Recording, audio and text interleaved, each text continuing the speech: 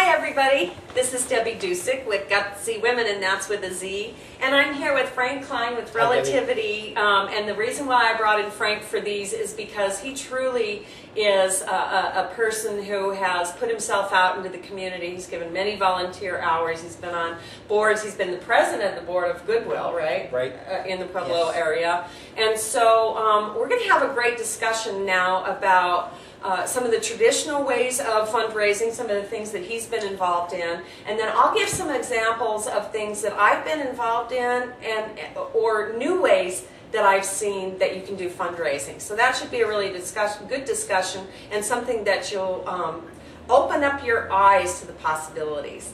So let's talk about, Frank, some of the things that you've been involved in as far as fundraisers. All the usual traditional kinds of things, you know, for Goodwill.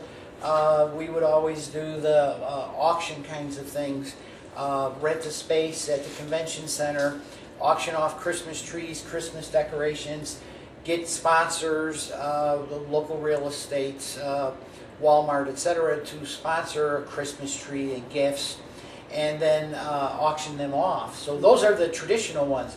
What we didn't do and where we missed the opportunity, and I'm thinking about it now obviously, is we needed to tape that and get those videos as well, because when you see the people and the Christmas lights, it creates that kind of ambiance and environment.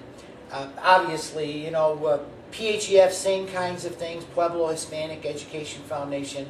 We did the annual dinner and gave out scholarships, and so more than anything, you know, we did the traditional things there. We did, for PHEF, videotape and create CDs of the students and getting their scholarships and how it made a difference in their life, so that they could tell those stories, and then produce those on CDs, because moms and dads and family also wanted to share that.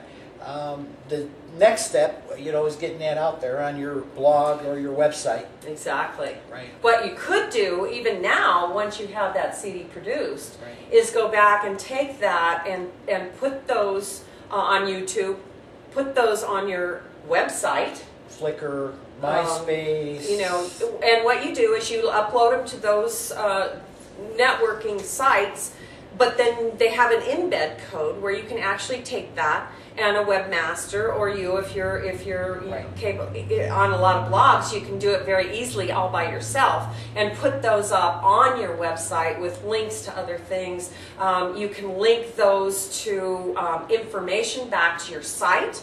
For example, if you have them on YouTube, in the little text next to them, you can say, for more information about working with Hispanic students and scholarships, we have a bunch of articles that would help you understand more what we've been successful with. So there's all kinds of different things that, even though you haven't done them so far, if you have those kinds of things in your possession, they can be repurposed. Right. Because just because they're maybe last year's news, the people that haven't seen you and don't know that's last year's news, and it's new to them. And so the repurposing part of that is something that you can do immediately. Right. Immediately. And you have those tutorials. Debbie has those tutorials on her website. So be sure to get to her website. Absolutely. And watch those little videos, those little clips that will walk you through this process. Okay. I want to talk a little bit about and get your reaction to this. There are some things that I have, you know, I am a volunteer a lot with the women's community. I'm really very much into women's issues, economic development for women. And so I always, a lot of times women are the ones that are running the nonprofits. And so I have a real, I care about those women, helping them to be successful in raising funds, because a lot of times what they do helps women and families. And so just to give you an idea of some other ways that you can approach this, I had a conversation with a very good friend of mine that runs an organization that helps older retired people. And we were talking, she was talking about the fact that they really needed to come up with different ways to expand their base, expand the amount of dollars that are coming in, because with what's going on in the economy, the grant money is getting smaller and smaller. As I'm sure if you're in that position, you already know that. And so she was telling me, and then we went on to this other discussion, and she was saying, well, you know, the other day we were doing Meals on Wheels, and it was snowing, and they didn't have anybody that would drive, and there were certain people that we really needed to get meals to, so they called me, and I said, okay, I'll come down and get the van that's set up for that.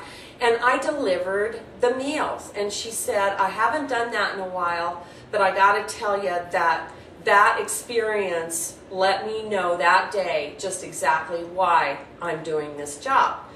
And she started talking about how she walked up to this lady's house, and the lady opened the door for her and had the biggest smile, almost in tears, that she came to see her that day.